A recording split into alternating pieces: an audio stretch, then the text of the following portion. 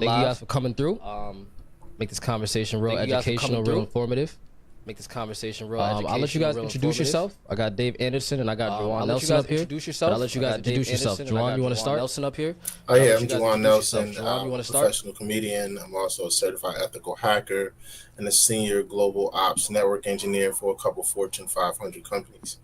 Proud African American. I guess as proud as you can be with that title. And in these times, and that's who I am. Okay, perfect. Dave?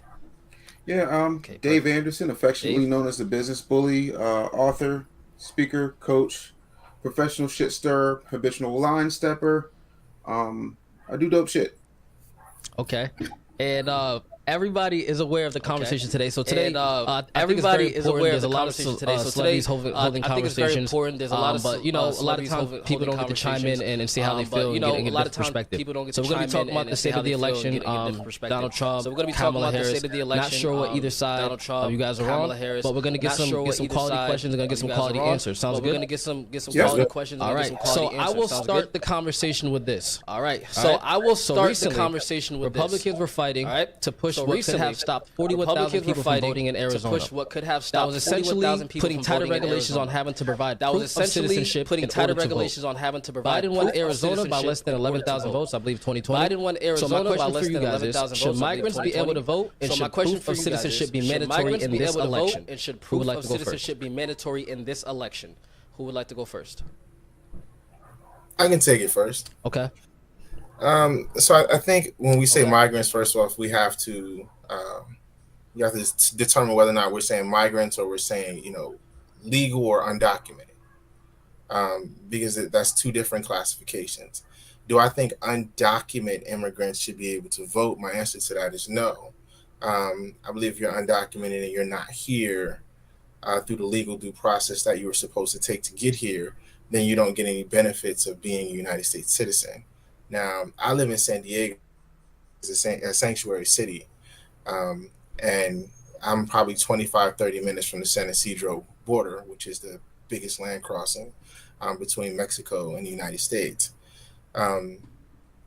So I do understand the need for us to have the influx of migrants, as you like to call them, into the United States. However, with that still being said, I don't think that they should have the right to vote.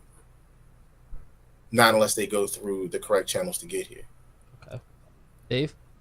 Yeah, I mean, let's keep it simple. It's not an uncommon, weird type of concept. If you're not a citizen, you can't vote. Like, the end, full stop, point blank and period. I don't care how many of these people they let over for whatever reason. Somebody decided to take the Statue of Liberty engravement a little bit too seriously and just tell everybody, come on up. Nah, immediately no. You are not a citizen, right? Like we've got all these laws for all these other things, and we can't seem to wrap our minds around the fact that, and we can call them all the cute little names you like. If you're illegally here and you're illegally encroaching on the rights of American citizens, you damn sure don't get the right to vote. Sorry, point blank and period. If anybody got a problem with it, there's something wrong with you, and I think you need to find another country, because you either support the country you're in or you go to the country you support. But nah, hell no. Okay. Speaking of support your country, a lot of people do feel speaking of support your country, a lot of America, the government has been putting that, I guess, migrants at a higher status, being that they come, they stay in hotels, at a higher they're getting food stipends. They stay in hotels. What are your thoughts about that? Do people have the right to feel a type of way about that? Or is there some type of benefit to this process? Or is there some type of benefit to this process? I'd love to start. Whoever would like to start. Here's what I need everybody to understand, right? We can talk about feelings, we can talk about partisanship, we can talk about all that. Here's a fact. No matter what side of the aisle you fall on, we're all American citizens. And 80% of the federal government's money is coming from our taxes. Which means if you're giving it to somebody who's not here legally to live better than the people who built this country, who are paying those taxes, you're literally violating us. You are taking our money, and as my big brother would say, God rest his soul, you playing in my face, and I don't like it. Straight up and down. There were a bunch of hotels in both Chicago and New York that were on the verge of bankruptcy that are now making anywhere from $1.2 to $2.5 million a month because they've got guaranteed booked rooms per night. It's absolutely insane. So yeah, if you don't feel some type of way, you're probably not someone who has anything to contribute to the system, and you don't really count anyway. But for those of us who pay taxes, have children, and are being shoved out of our homes, not here for it. All right, so here's where me and Dave are we're gonna approach the line together and probably be on opposite sides of the line. And I pay a considerable amount of taxes, Dave. Okay. Do I believe that they should be taken care of? They take care of America. I mean, let's keep it funky, right?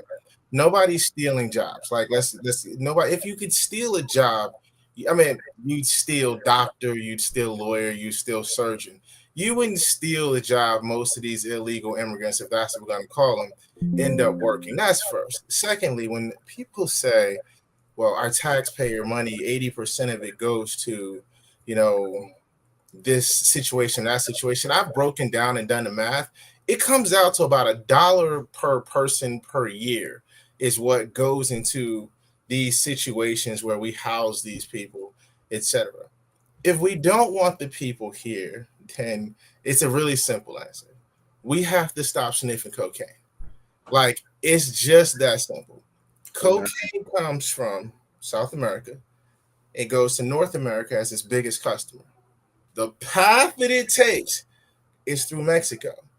So they fight over the territory of Mexico. So you get decent people in Mexico who would stay in Mexico. Because let's be honest, like a lot of Americans who hate Mexicans go to Mexico on vacation. And they don't seem to have a problem with it. So if we stop powdering our noses, then Mexico wouldn't be so messed up that Mexicans would feel the need to flee and go someplace else. They're not going to go to South America because South America is the root of the problem for them. They're like, well, Mexico would be nice if Colombia stopped making so much cocaine. Mexico would be nice if America stopped requiring that product. And so as long as those routes need to be controlled by cartels and they keep making it unsafe in Mexico, decent Mexican people will want to flee. America is the most logical place to go to unless they swim to Hawaii. And so what do you do about that? Okay. Why is it unfair that they then come here and they contribute? People don't buy the narrative. I live in San Diego. Don't buy the narrative that they come over and you sneak in the country illegally, and the first thing you wake up in the morning you want to do is crime. That's not the case. That's the anomalies, right? But if we took the 380 million Americans that happen to be here today and ship them all to Canada, there's a good percentage of those that would be criminals also. So that whole narrative doesn't work. If they're here and they're contributing and they are contributing, then sure. In some situations and circumstances, Chicago, New York, even though I believe they're still being utilized as tools there, they should still be housed and fed. So are you pro open border or closed border? I don't believe in borders. It doesn't matter what you believe in, they exist. Are you open or closed? I'm open. Why is that? And before you say open can't work, I say see Sweden. I've traveled to probably 26, 27 countries on vacation. The idea that for whatever reason I need to check in every time I land on a plane is preposterous to me. The only reason America and most countries have borders at all is for taxation and nationalism purposes. If you had open borders, this is what America is scared of. That most Americans would figure out that America is not the greatest country in the world. And they'd be like, I'm out.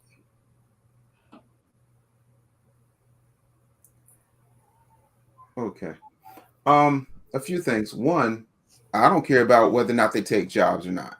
That's not my issue. I do care about the fact that I have, a wife, 2 daughters, and they can't walk in Central Park at night because there are Wolfpack gangs literally robbing kids. Nah. I grew up in New York. I did not interrupt you. Fair. The other part of that is there have been several studies that have had the estimate. I don't know where you got $1 a day, but Sure, I guess if you break that down and then double it, because you're looking at per taxpayer anywhere between $667 to $1,000 per taxpayer per year. And then let's take Mexico off the table, right? Let's talk about the amount of illegal Chinese immigrants between the ages of 18 and 24 who are able-bodied men who are here. Let's talk about the fact that you have weapons off the coast of Miami. Let's talk about the fact that we are in a down economy, and any way you slice it, there are plenty of citizens who have been here, who were born here, who do not have access to food stamps, who do not have access to healthcare, who are not getting education and training and clothing and all the assistance that these individuals are getting. So America needs to take care of America first. That's like me leaving my children and my wife unattended, and I'm going out here being father of the year to every hood orphanage, in the tri-state area. That's backwards. You take care of home first. And yeah, we know we've got issues internationally, but I don't think anybody with two connected brain cells and a cell phone doesn't realize that America is not the greatest country, specifically when we're 30th in reading comprehension, in 19th in mathematical computational skills. And in the city of Baltimore, for example, you can't find one student reading on grade level. So I think we're past the point of understanding in an information age that America is not the greatest country in the world, but it is our country. And at the end of the day, having people take advantage of things that we as citizens can't take advantage of is not only preposterous, it's utterly ridiculous and damn near unconstitutional. It's utterly ridiculous and preposterous that you would say that they can't take, or Americans can't take advantage of free benefits in the welfare system, because Americans had no problems taking advantage of the PPP loans. So PPP is not welfare. You're conflating two things. No, but I'm saying that's more complicated to get than welfare. But Americans didn't have any problems filling out that paperwork. I'm sorry, you can't even mathematically. Hey, I didn't interrupt you. You're right. If you want me to believe that it's more complicated for an American who was born here to fill out the necessary paperwork and documentation to get free benefits than it is for a person who comes here and doesn't even natively speak the language to get those forms filled out, to sit in those offices, and to get those benefits sent to some place that's usually hit or miss as to whether or not it's really their address.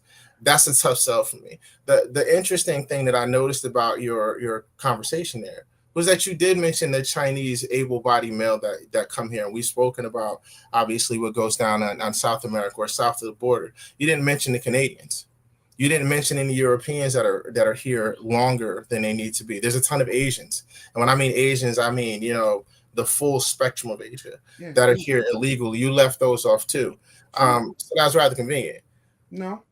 I was just trying to be. I was trying to be brief, so I didn't. America doesn't need to take care of Americans. Americans need to take care of Americans. America is merely an idea. No, Americans are the people who inhabit and drive that idea. The difference between America, the country, and America, the idea, is about as big as the continent of North America. Yeah, no, we live in a constitutional republic that has laws and boundaries, and there's a whole map, and there's a whole bunch of good stuff there. So it's not an idea, it's an actual physical place. You're in it.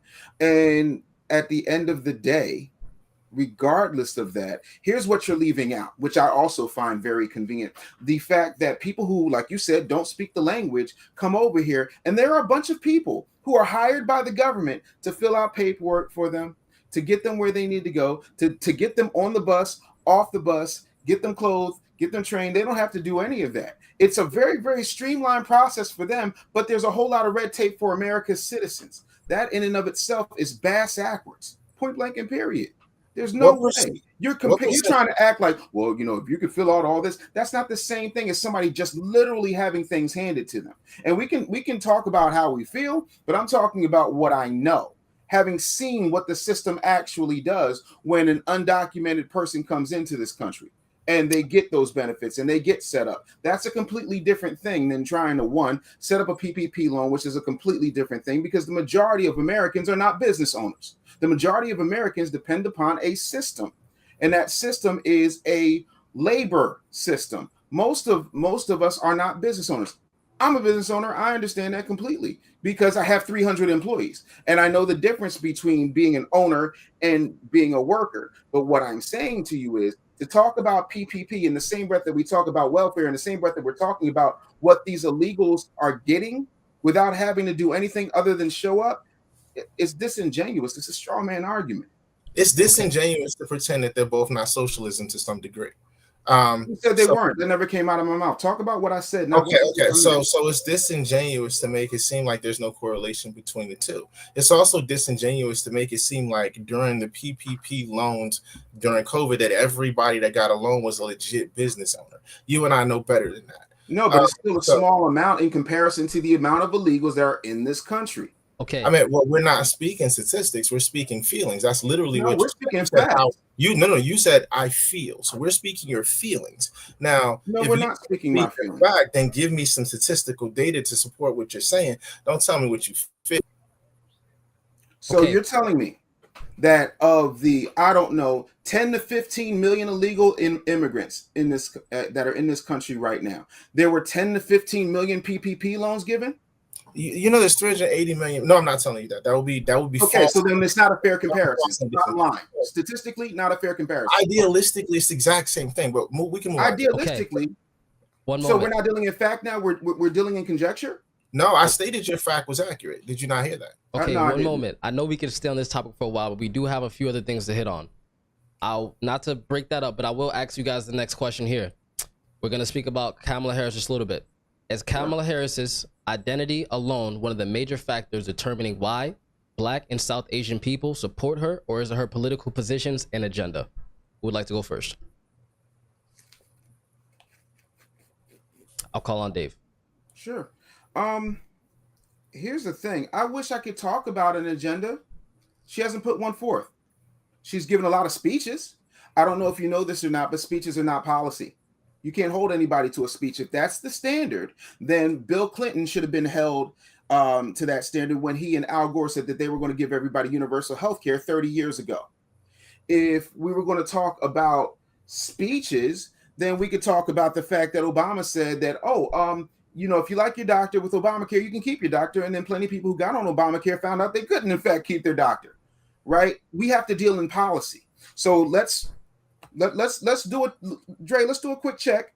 Okay. Nothing on my hands but my phone. Let's go KamalaHarris.com. Let's see if we find a policy on her website after 4 weeks and 5 days. Nope, but there's a pop-up for some money. Oh, wait, the second pop-up for some money. Oh, let's check the menu. Yeah, there's no policy.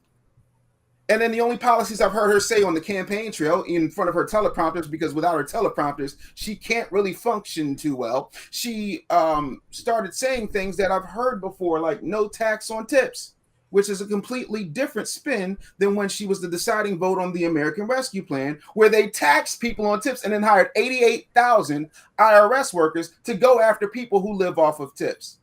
So I want, as an undecided voter, I want to be able to make a informed decision, right? I read RFK's platform, but he dropped out. I read Cornel West's platform, but stop. I read Jill Stein's platform. Come on, not gonna happen. I read Project 2025 cover to cover, and I've read Agenda 47. I can't say that about the vice president.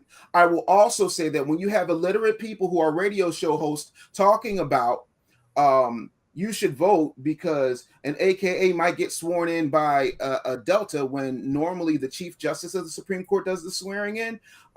Even if that was the case, that's a nothing burger with cheese, and I don't need that. I need you to do something for me. I don't need you to look like me. When I was getting robbed in the hood, the people who looked like me were the bad guys. The people who were arrested their ass was the good guys, and some of them didn't look like me.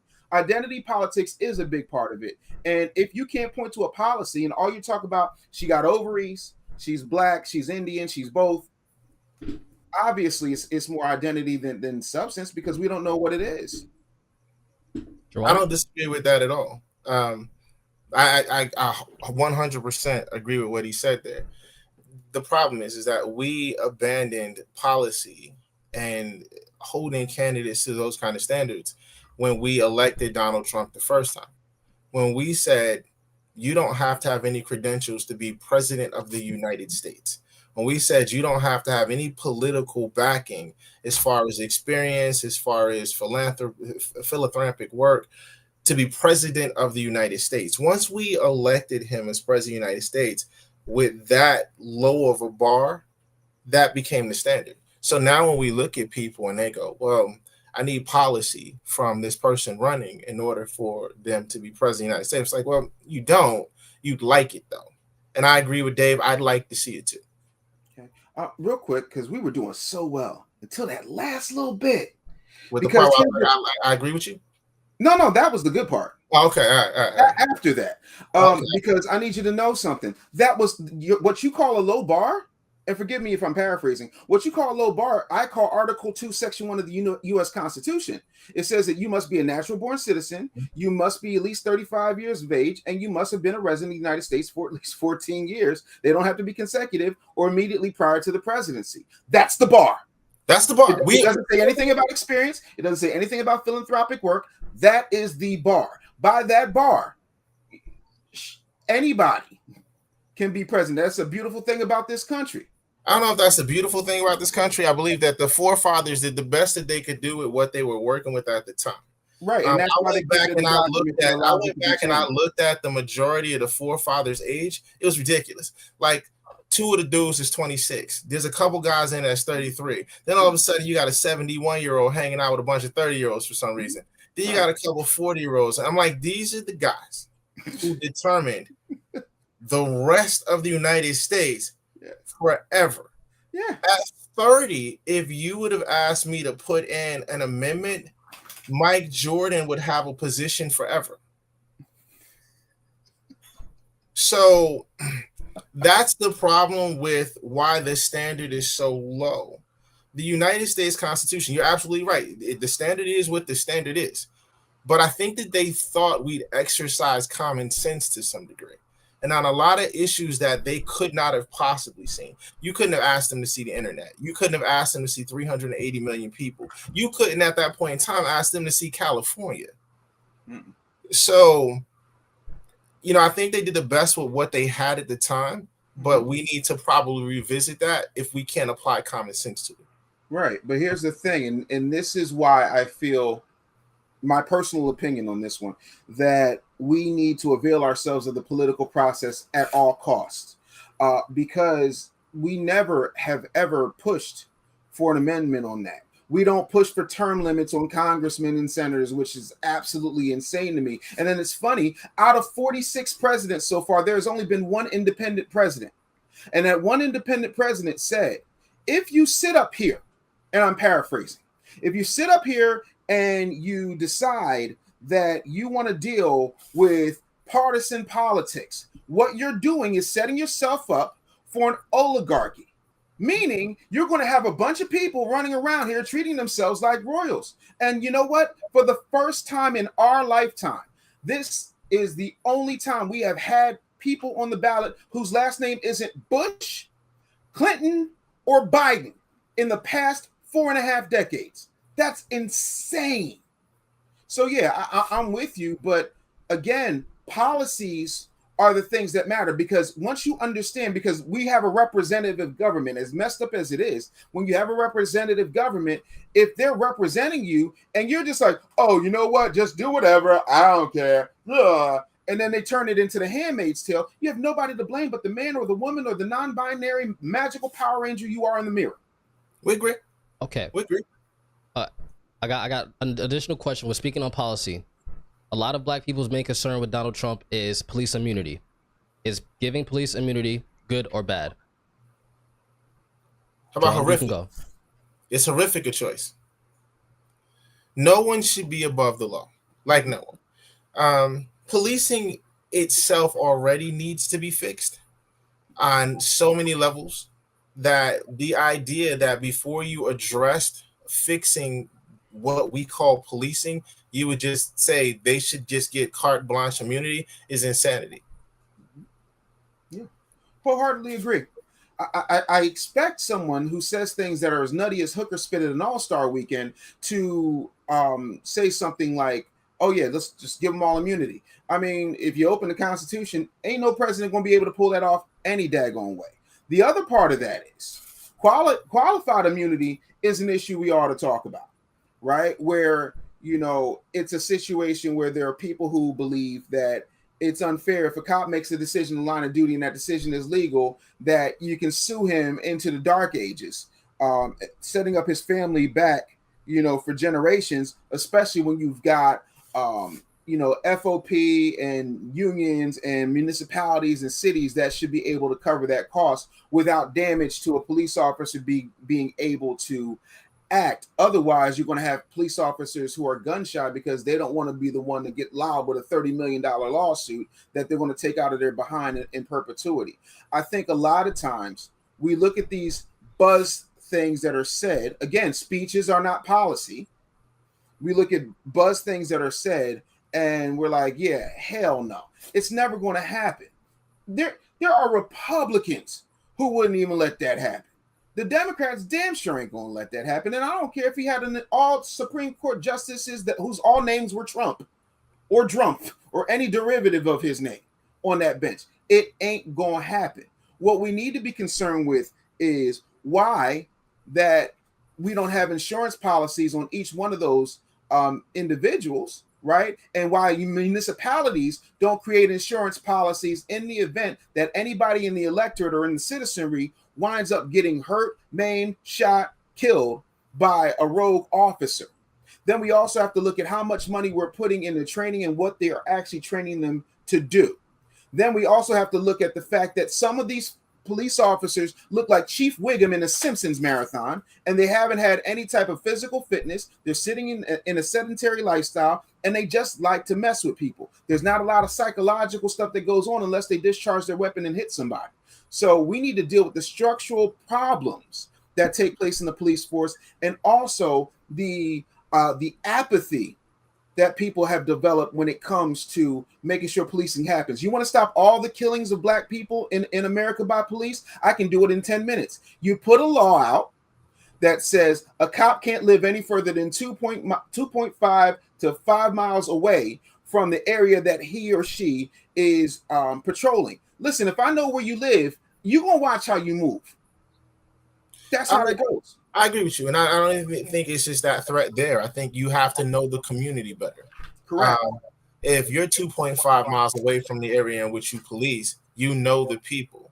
You know, maybe you see a guy and he's naked running into a bank. Well, before you shoot him, you might go, no, that's Dave. He's got mental illness. I happen to know him because I patrol this community. I know Dave. I can go talk to Dave and get Dave to leave the bank without drawing a weapon. So that's important. I think we need to discuss things like psychological evaluations on police officers that probably need to take place annually. They're humans at the end of the day. So things happen in their lives. You know, they get divorces, they get, you know, breaks up in relationships and things like that. But we send these people out not knowing what their mental state is, and they're weaponized. We need to probably discuss more the level of weaponry that we give local police departments. The guns that you get in Chicago as a cop shouldn't be the guns that you get in Skokie. So I think there's a lot of things that we could address. Now, I used to believe that, handing immunity to police officers is something that could never happen. I used to be of the same school of thought of Dave. But I also believe that Roe v. Wade would never be overturned at the Supreme Court level. So nowadays, just about anything seems possible. Okay, speaking of Roe v. Wade, so for those who don't know what Roe v. Wade is, it protected the rights, abortion rights for nearly 50 years. 22 states banned abortion or restricted it to early stages. Early stages in pregnancy in 14 states, abortion is banned in almost all circumstances, with 10 not making an exception for rape or incest. Donald Trump believes that abortion should be handed back to the state, but a lot of the marketing in Kamala's campaign is that Donald Trump is going to ban abortion, and he has came out several times and said that is not true. Is the way Kamala Harris moving her campaign more of a fear-mongering strategy, and should Americans be concerned? Should women be concerned about issues with abortion? Which one? Anyway. Sorry, one more time. Go ahead, brother. I yield. Go ahead. Which woman? Are we talking about black women? Or are we talking about other women? Well, I guess we could speak about. I'll let you phrase what you mean by other women first. Okay, so I saw a lot of brown and black people get upset when Roe v. Wade got overturned, and they said, "Oh my God, this is targeting us." But then I took a look at the map, and I said, "Wow, this is interesting," because all the states where abortion is illegal, there ain't no black people. Boom! It's illegal in Montana.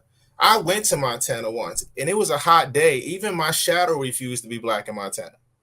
So there's no black people in Montana. It's illegal in Wyoming. There ain't no black people in Wyoming. It's illegal in North and South Dakota. Ain't no black people in North and South Dakota.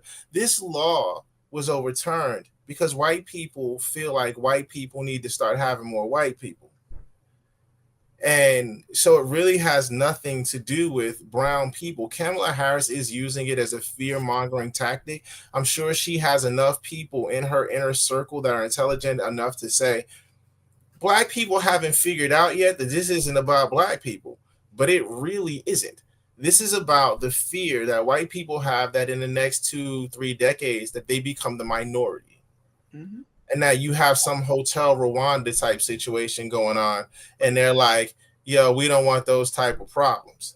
Therefore, we got to have white people keep having white people, especially in like the whitest of white people places like Montana, Wisconsin, Nebraska, North and South Dakota, et cetera, et cetera. Okay. So that'll leave me to ask, with a lot of the push from black celebrities going towards Kamala Harris, are people like Ricky Smiley, Plies, a little bit of Charlemagne, are they wrong for their participation in politics and basically using their influence to persuade black people into believing who they should vote for? And it mostly majority is Kamala Harris. Well, they got families to feed, right? So if the checks say you got to say this, then that's what you say, right? You know, it's no different than all of the media personalities that'll tell you LeBron is the GOAT. If Clutch Management sends you a check that say LeBron is the GOAT, then if the check is right, that's what you're going to say. When you look at the media outlets, and I'll be wildly candid with this one. I'm going to be line stepping like Dave on this one. When you look at a lot of the media outlets and Trump says, well, the news is fake, I don't disagree with that. You know, when you look at Fox News's whole agenda is hate. You know, if you watch that for an hour, they'll have you hating ice cream. If you look at CNN, you'll look at it and you'll go, wow, 85% of all the anchors are gay. There ain't a city in the United States where that's the population. Facts. So you're like, how is this not leaning towards a specific agenda? So when you look at Charlemagne, you look at Ricky Smiley, and you look at all these personalities who come out with these different positions, they're being paid to come out with these positions. They're just part of the media machine. And unfortunately, just like the news, the media is fake. I gotta agree. And full disclosure, I have worked with Ricky Smiley, I have worked with Charlemagne, I have worked with Steve Harvey. 75% of DL Hughley's staff I've worked with, I've never worked with him. Almost hired him once, but didn't work with him.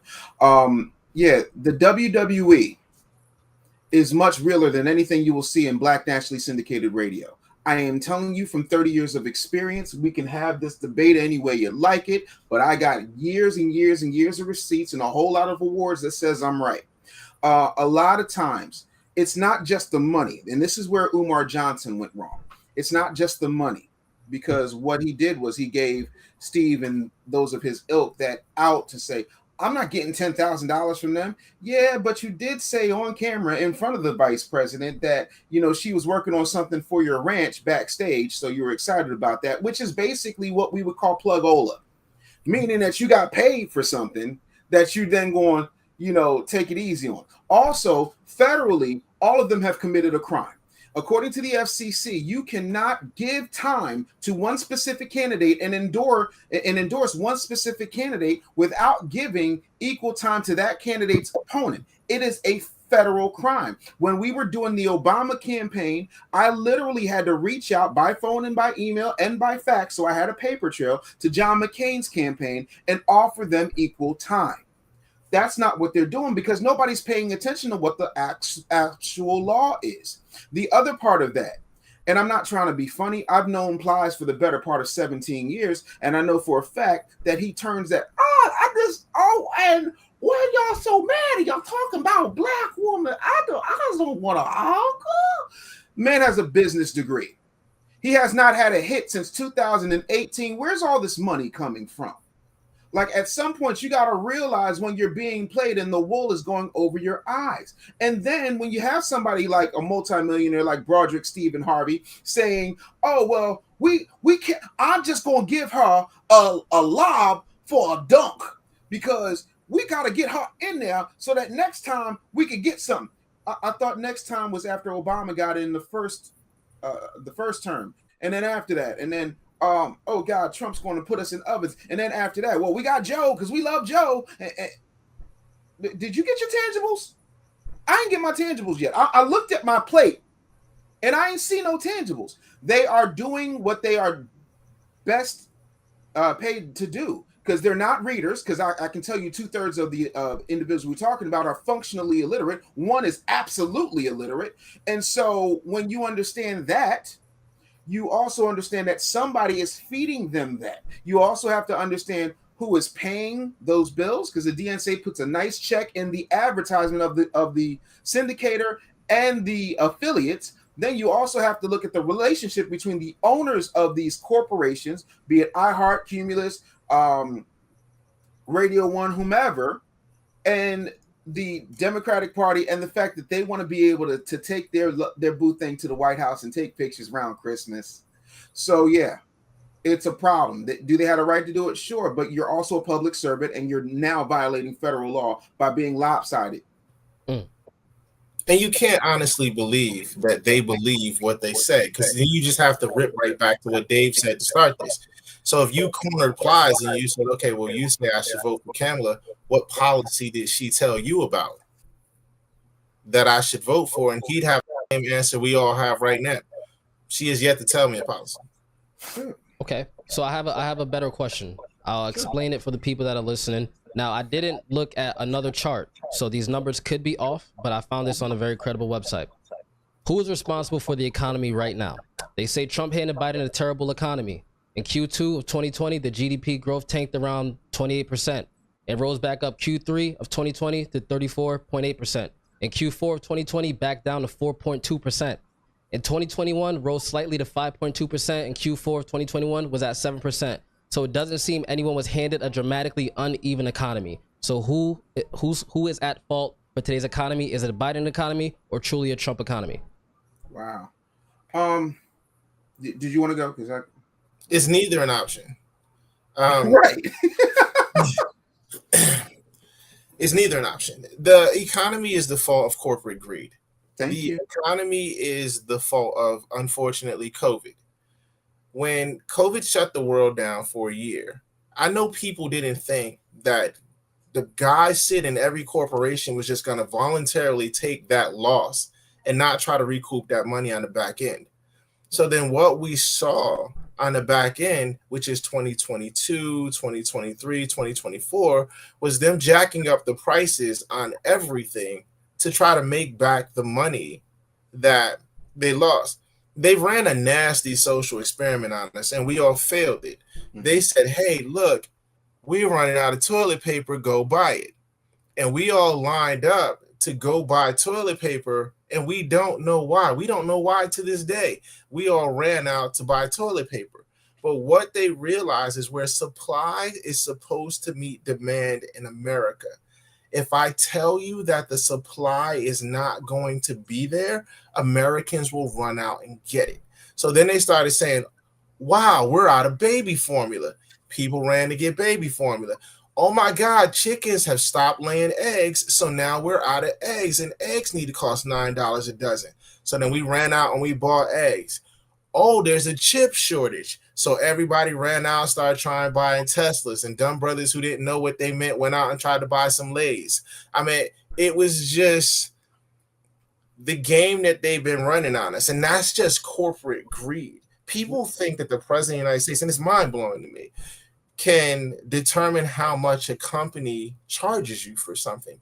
They can't. You can. Don't buy it. Nope.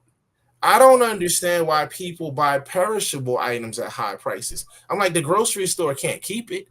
Like, if milk is too high, don't buy it. They'll drop the price as the expiration date gets closer. If eggs are too expensive for you, don't buy it.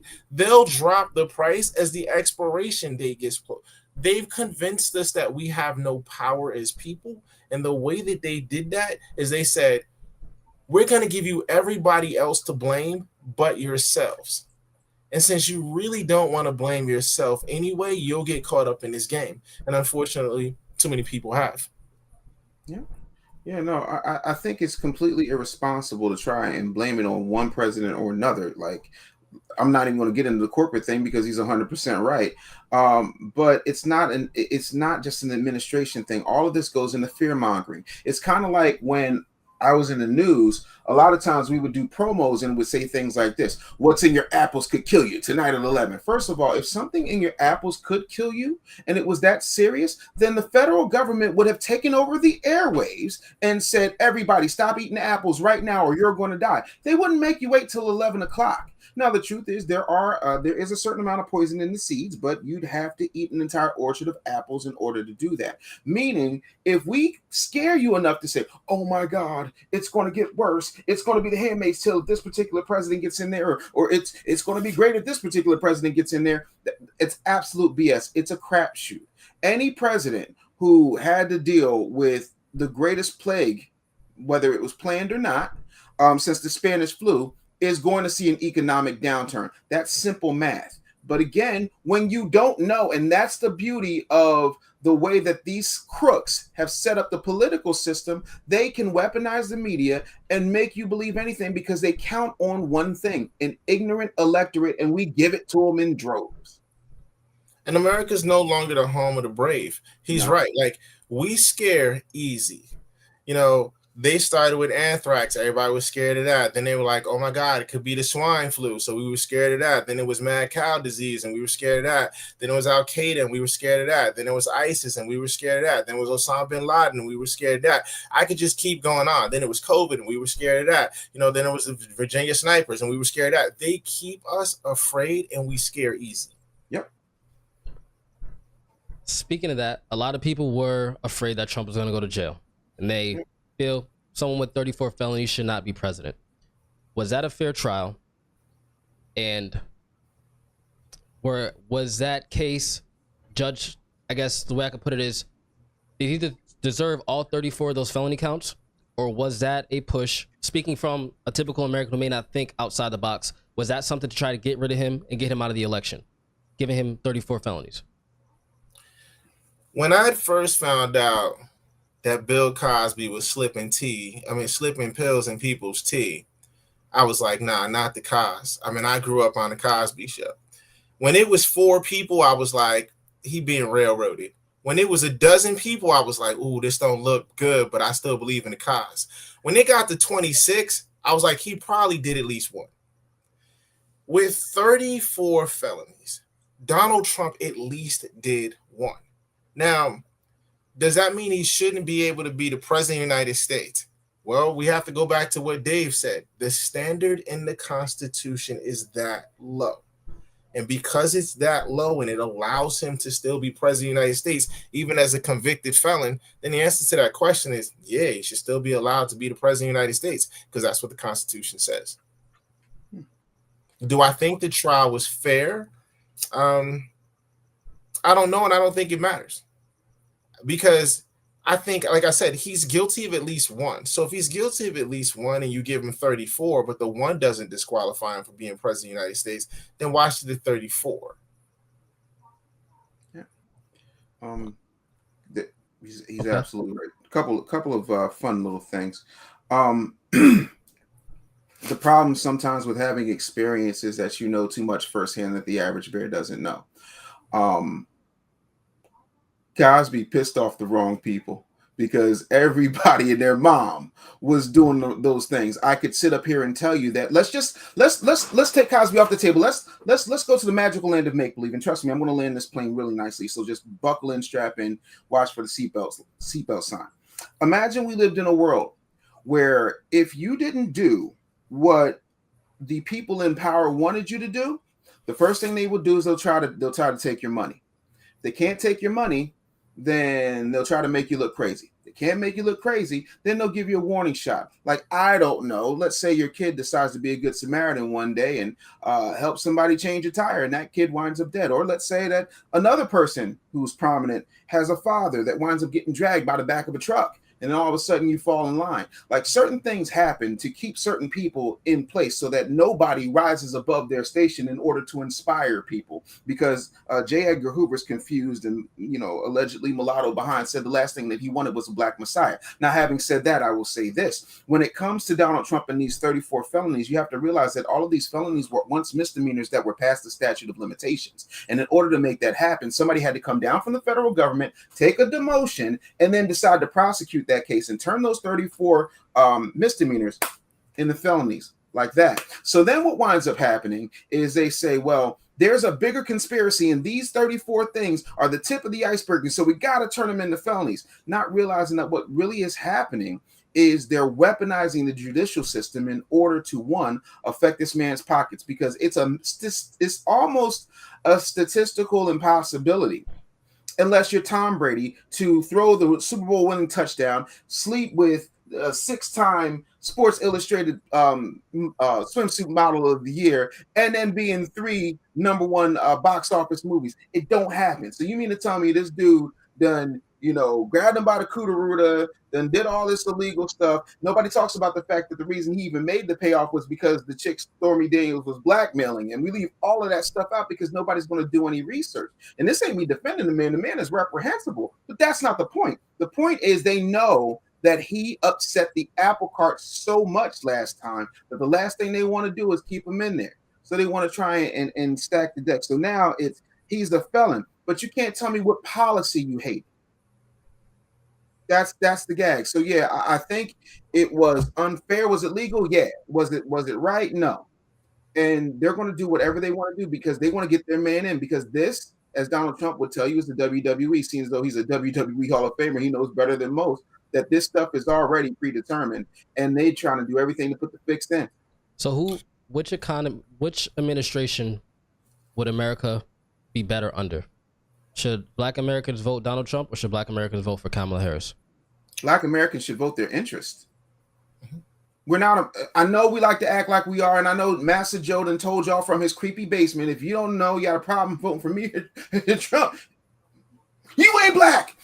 But I got 300 employees, so I have other things to think about. I have daughters. One has autism, one is queer. So I have other things to worry about than many of you esteemed gentlemen have to worry about. Black America does not vote one way because it's in their best interest. They vote one way because they've been conditioned to do so. And we're the only people that don't ask for tangibles. That's why $26.4 billion went to Asians, while the same person who made sure that happened said, well, I'm not going to sit here and say I'm going to do anything just for black people.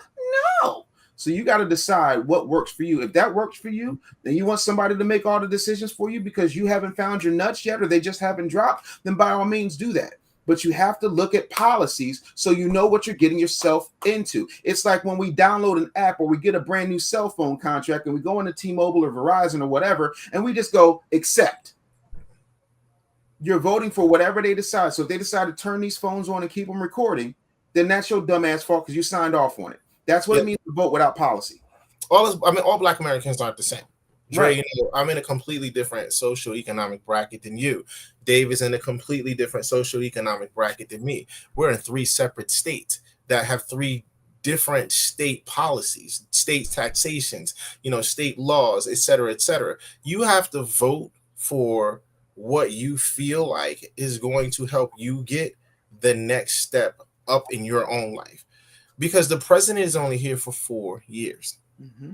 There's nothing this man's going to do in 4 years or woman that's going to miraculously change your life. So you can't leverage everything. If you could miraculously change your life in 4 years, short of hitting the lottery, then you would have a valid question there. But outside of that, then no, you vote for whoever is best for the situation that you currently happen to be in.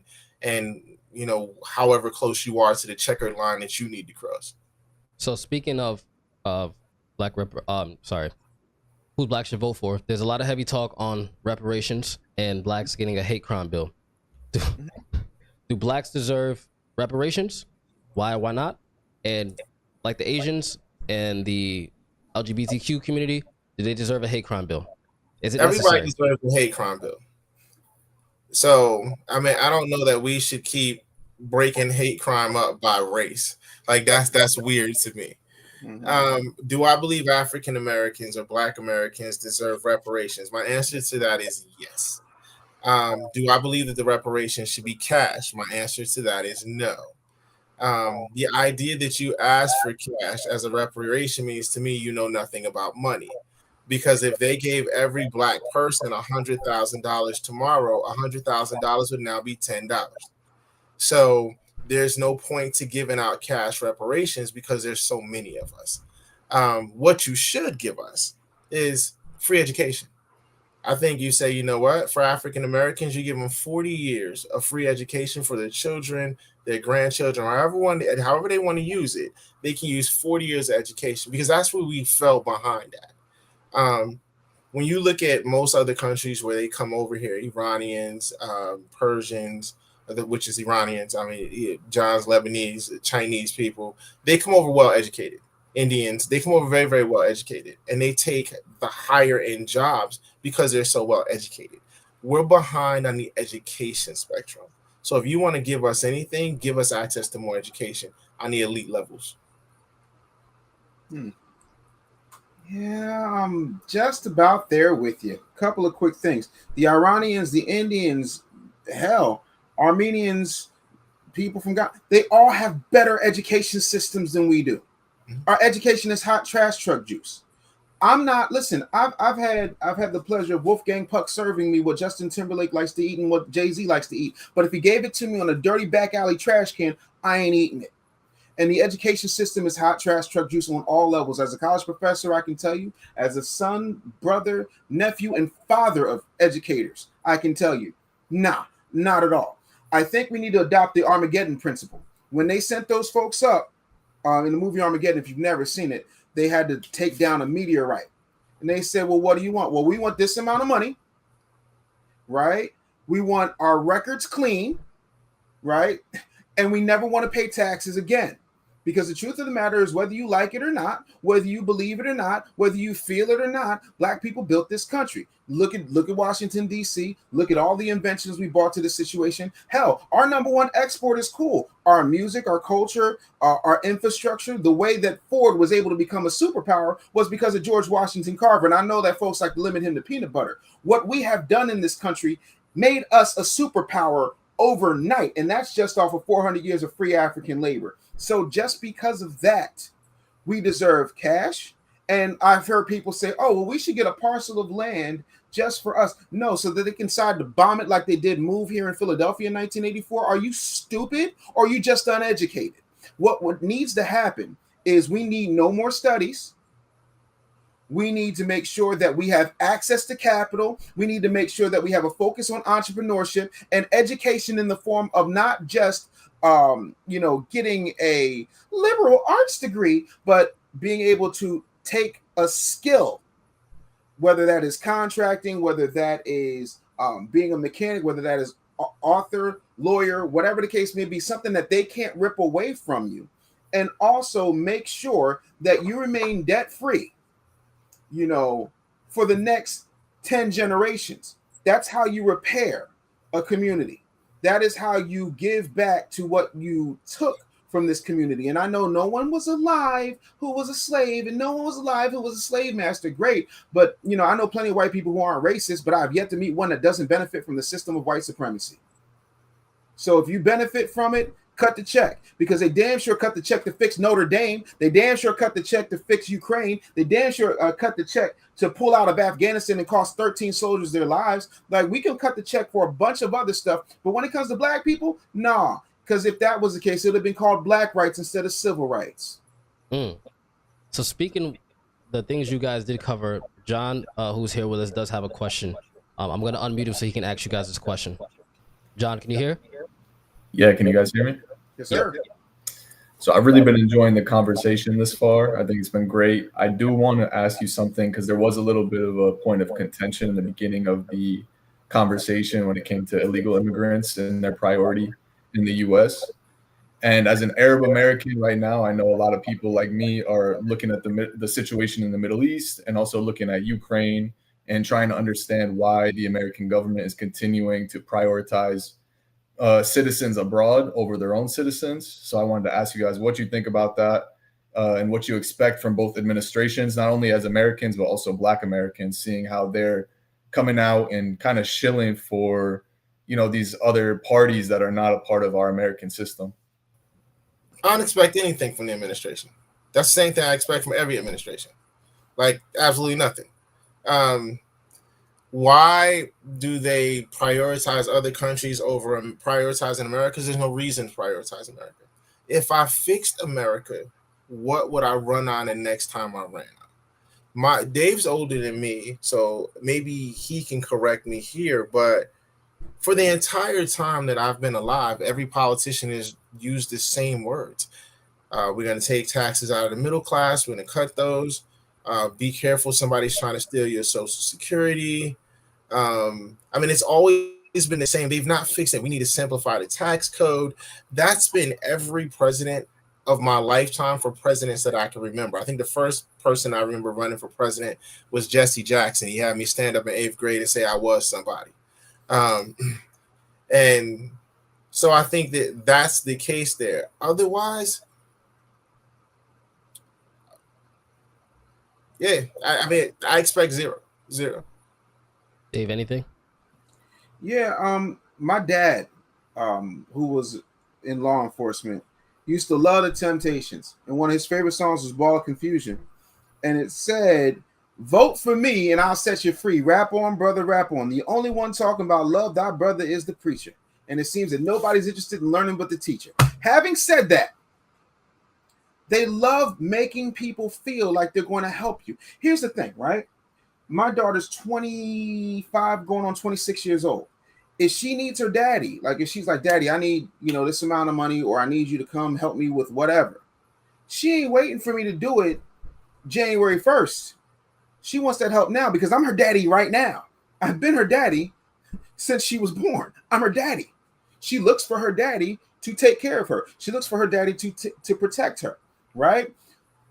Because she's just now learning how to be an adult. I'm a grown man. I'm gonna find a way to make money regardless of who's in office. I don't like the fact that they don't prioritize Americans. I'm a very America first person, and I don't mean it from a Republican talking point standpoint. I mean, I'm for Americans first. The same way that if my family was in the house trapped, that includes my cat and my 2 dogs, I'm humans first. I'm getting my wife and my kids out before I get the animals out. If I get the animals out, it's just bonus points at that point. They are going to continue to prioritize other people because they want to keep good relationships with everybody in the world that they need something for. You got to keep building those nuclear silos. You got to keep pushing that myth that America is the great city on the hill, like Reagan said. Just like, people believe that Dallas Cowboys are America's team, and that George Washington said he could not tell a lie. He chopped down the cherry tree and he had wooden teeth in his mouth. You got to keep the propaganda going. Because as long as everybody believes that this is the land of milk and honey, you'll never run out of seasons of 90-Day Fiance. That's what's going on here. They don't give a rat's ass about us. They've never given a rat's ass about us. And the only time they come around is for Roland Martin's 3-chin having ass to do the nay-nay or go bibbity bit with whoever Democratic person they want to talk about. And they got to have a bad guy, because if you don't have a bad guy, then there's nothing to scare people to the polls. That's why there's a 40 to 60% drop off in midterms. But now this year, we've got an election where everything's on the ballot. So now it's critical because people want to, 1, get their lifetime appointments, and 2, take out any possibility of doing anything that will help somebody. Not to mention, when people benefit or off of you being dependent upon them, they're never going to give you your freedom. So that's why it is. It sucks, but yeah, no, I don't expect a damn thing from them. I'm with Jay on that. I don't expect nothing but for them to be them. And I've thought about the Ukraine situation extensively, as far as why we give them money. I got nothing. It's fear mongering and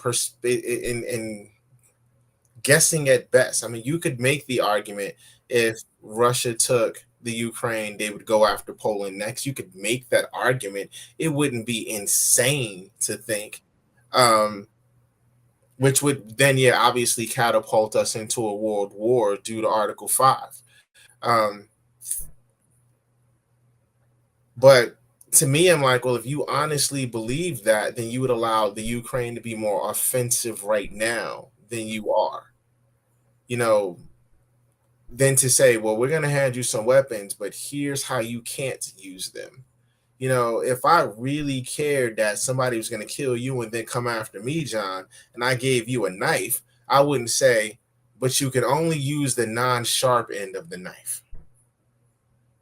Because that doesn't really make sense. So I don't understand the politics of the Ukraine, to be completely honest with you. It seems like bullshit to me. And I'm with Dave. I think that we could use that money here for a lot better things. And that's where I'm at with it, especially the amount of money that we're sending over there. Perfect. And I guess I will close with this question. We could always go deeper and deeper, but I think you guys did a lot of educating and a lot of independent thought into this. It wasn't too much leaning on either side, which I think is very helpful to a lot of people in the Black community, especially my audience. I was taught by someone very wise. I said, well, what side should I lean on? He said, well, why do you think you have to lean on either side? That's the problem with what you've been taught. You believe you have to lean on either side or else you don't feel a part of this. I was like, oh, wow, I never thought you could just be an independent and be in the middle. But my last question, we were talking about fear mongering and you guys are talking about people like Jesse Jackson. The Central Park 5 made an appearance at the DNC. I want to ask you two, people who've been through that time and probably have seen it. I was relatively young. Was that necessary or another contribute to fear mongering because they were saying Trump has not changed since that time? Should he still be blamed for his actions during the Central Park 5? Dave, you can go first. Okay. A few things. Trump has changed immensely since that time. Because the truth of the matter is, and they will never like to cop to this, but Trump was a card-carrying Democrat. That's point number one. Point number two, Donald Trump was not a politician. He was a businessman. Point number three, I'm trying to put this the right way, Jay. Help me out here. The criminals who set these kids up went on a campaign. I don't know how old you are, but I was there. So I was like 12, 13 years old.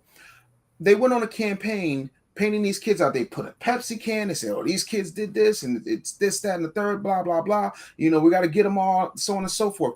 It was such a masterclass in fear mongering that if I had 85 grand to blow, I would have been like, yo, string them up. I wouldn't have just said, give them death penalty. I said, line them up the firing squad in the middle of Central Park and give them 21 guns because they had folks believe that. Now, keep in mind, you know, DNA testing wasn't a thing that was that prevalent, didn't really become a huge thing until 1994 with the OJ case. I'm not saying there wasn't DNA. I'm saying it wasn't a major thing, right? But everybody focuses on Donald Trump, but they forget to mention, I don't know, Elizabeth Lederer. You know, you know who Elizabeth Lederer is, Andre?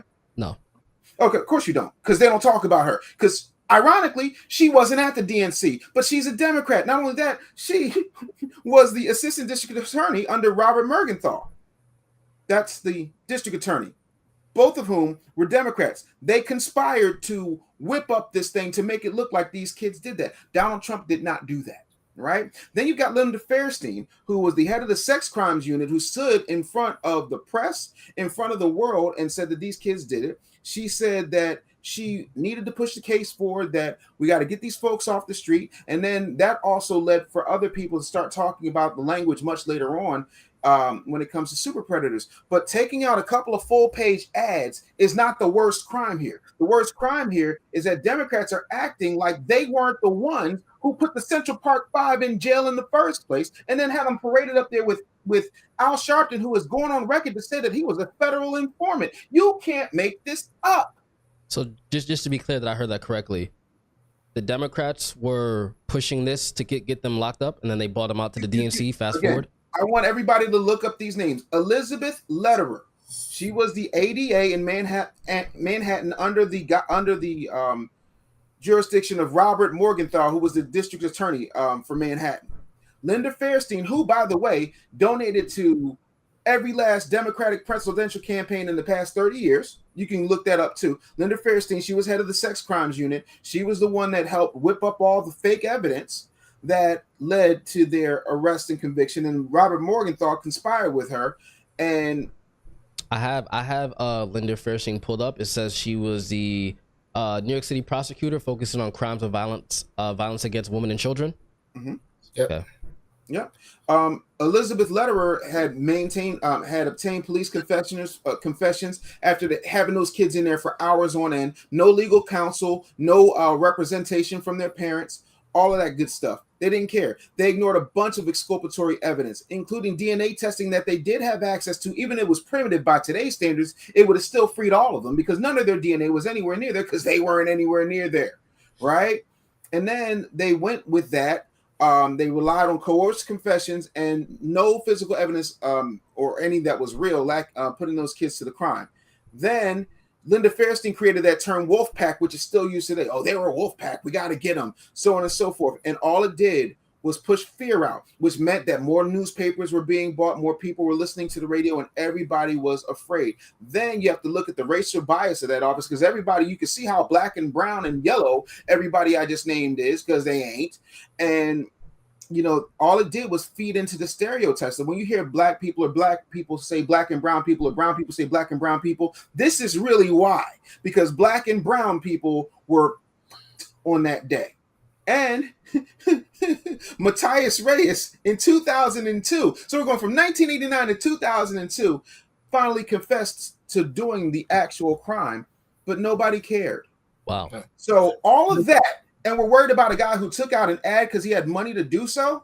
Here's why. We're talking about the term whiling. That was the term you were looking for. Thank I you. played in Central Park at that time. I lived in Jersey. I would always go up to Central Park because my mother worked the city court building for a company that was called Ernst & Winnie, which is now Ernst & Young. And so I would always go play up in Central Park, and then it happened. And I remember when it happened, my mother then was like, you cannot be in Central Park. And that was back in the day when we would go to school, we'd have to do like book reports and we'd have to do current events. So current events where we would take a newspaper article, we'd have to read it because our news didn't form conclusions for us like it does today. Our news back in the day just kind of told you what happened, and then you had to extrapolate your own conclusions. And so you'd write your conclusion, you write your summary of the article, and that was the one that I tended to follow. The reason they target Donald Trump, and this is going to seem shocking, during that time, Donald Trump to New York is what Jay-Z is to New York today. Facts. So at that point in time, when Donald Trump put that article out, it was like the king of New York said this. Is this because his real estate background? Mm-hmm. That, and he threw the socialite parties. He was like, I'm going to use this kindly. He was like a clean Jeff Epstein. So, you know, all the celebrity parties, Donald Trump, all the rappers wanted to be around Donald Trump. All the politicians wanted to be around Donald Trump. He was young. He was charismatic. He had this branding, you know, machine that he still currently has. He was building it, but it was a monster for that day and time. So when he came out and said, oh yeah, you need to lock these dudes up and throw away the key, if not kill him, it was like the king of New York said it. Got it. And so it carried so much weight. Now, do I think he should still be crucified for it? No, but I'm a firm believer of time and place. If you tell me a white man had blackface on and he should lose his job, I'm like, well, when did he have the blackface on? If they're like, oh, we found a picture of him back in 1940, he was wearing blackface, I'm like, well, we got to give him a pass. That was what was going on in his day. Now, did he learn from 1940 till today? If he did, then we have to give him a pass. If he didn't, then we don't. I don't know if Donald Trump has learned. My problem with Donald Trump is, in order to assess great players like in the WNBA or the NBA, I always say you can have individual greatness, but in order to be considered great, you have to make other people better. You have to make your teammates better. I don't know anybody Donald Trump's ever made better. Every time I hear people talk about interactions that they've had with Donald Trump, the vast majority of them seem like they got conned, hustled, and pimped out of some money or pimped out of some services. I don't know that he's ever made anyone outside of his most inner circle better. So I don't know if he's ever changed. Well, I mean, there's an argument to be made. Somebody was trying to get Mike Tyson to speak out against him. And Mike Tyson was like, when everybody turned their back on me, Donald Trump didn't. And Donald Trump went on national television, did the late night circuit, was like, nah, like you come up to somebody's room at 10 o'clock at night, so on and so forth, this, that, and the third, this, that, and the third. You know, like there are people who will say that, you know, Trump has done some good. Mike Tyson's a convicted rapist. Yeah. So to be like, well, I wouldn't call him that to his face. Donald Trump changed, and you know, a convicted rapist says so. Yeah. Well, I mean, there are. Hold on 1 second, Dre. Mike Tyson doesn't listen to your podcast, right? Right. Then you might want to... that would be dope if he did. The mic in the streets, like. Hold on, let me call him real quick. I know you know some people, Dave. Yeah. That would be dope if he did. You know, so to me, that'd be like if he had said Tupac. I'm like, well, he was a convicted rapist too. So you gotta have. As far as him making anyone better, I still stand on business for what I said. There's no one that I've seen that's ever been like, you know what, I wholeheartedly vouch for Donald Trump. Even everyone who came out in the RNC and said, oh, he's great for the country, we love him, this and the other, 6 weeks prior, they had said he was unfit by every measure imaginable. Mm-hmm. So what do we do with this? The people who have worked the closest with him fall into one or two groups. Either they're now convicted felons, or they said, yeah, we work with the guy. He's unstable. He's mentally unstable. He's irrational. Like, so when the two groups of people closest to you say you're not trustworthy and that you don't make anyone better, who am I supposed to believe besides that? Yeah.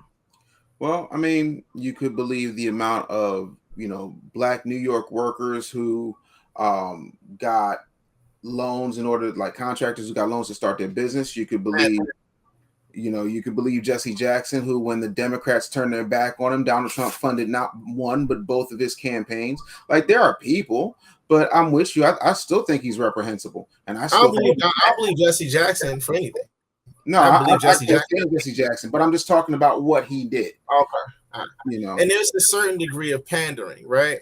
Whenever you drop the charges on Lil Wayne, and you want me to believe that Lil Wayne is in your playlist and you're Donald Trump, I'm not buying it. You know, whenever you go to the HBCs, when you're trailing in the polls and then all of a sudden hand them millions and millions of dollars when you didn't do it the first 3 years you were president, I'm not buying it. I don't buy that any more than I believe if I robbed Hillary Clinton right now and snatched her purse, that when I ran around the alley and opened it up, that there will be hot sauce in there. So Kamala Harris, collard greens in the bathtub. Cap, pandering. Sorry, Dave. One more time, Dave. She's not black. Because ain't no black person ever going to eat no collard greens out of nobody's bathtub. And then keep in mind, I'm not trying to be funny when I say this, but this is a texture thing. So please stay with me on this. I can't speak for all of Black America, but I'm willing to go out on a limb and say that if you are a Black woman who cooks her who washes her collard greens in the bathtub, and all of your kids and your husband is Jewish, and you know how sometimes other people's hair can be in the tub, nah. We won't even wash chitlins in the bathtub at all, and they already got poop in them. Yeah, so we really not washing collard greens then. Nah, she's like, I do so many. She sounded like Robert Downey Jr. in Tropic Thunder. Well, you know, I go down there, used to be a sous chef, and I just collared some greens on up. Mm-hmm. I just want somebody. If she's black, I just want somebody to do this. I swear to God, I just want somebody to say, finish the lyrics. Boom, bye, bye, in a body boy. She's so Jamaican. I just want her to do that. Like, she can't even tell you who the greatest rapper alive is without saying Tupac. I would. She is from California. But Tupac's okay, never mind. Well, he's in Cuba, but okay, never mind. I was really saying Tupac is still alive. Say that. Whole different podcast. I'm just messing with you. I'm just messing with you.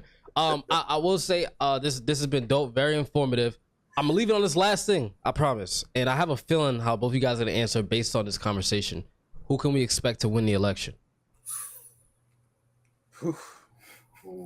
I don't know. I wish I could tell you. You know what I'm saying? Oh, it's definitely going to be this. I will know by September 13th who's going to win the election. Why that day exactly? I'm gonna go on a limb and I'm gonna say Kamala Harris is gonna win. Here's why I'm gonna say that.